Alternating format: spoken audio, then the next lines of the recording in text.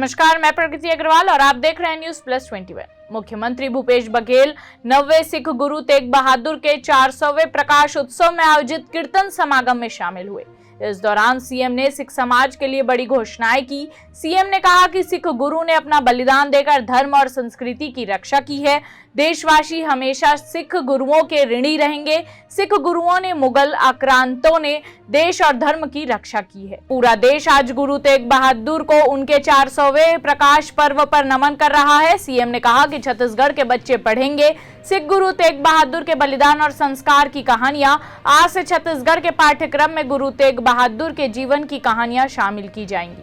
कार्यक्रम के दौरान भूपेश बघेल ने कीर्तन समागम में 2 प्रमुख घोषणाएं की।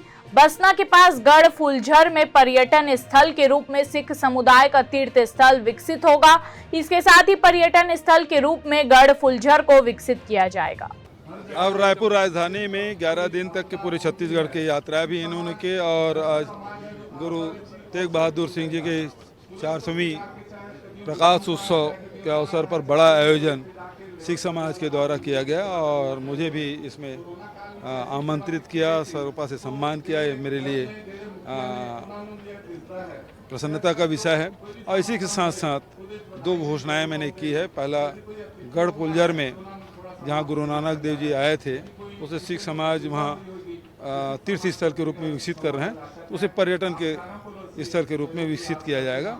और दूसरा, गुरु तेग बहादुर सिंह जी की 400वीं प्रकाश उत्सव है, तो उसे भी हमारे बच्चे, आगे पीढ़ी उसके त्याग, बलिदान और उसके ज्ञान और उसके पराक्रम को पूरे आने वाली पीढ़ी भी जाने समझे, तो इसलिए उसके पाठ्यक्रम में भी शामिल किया जाएगा।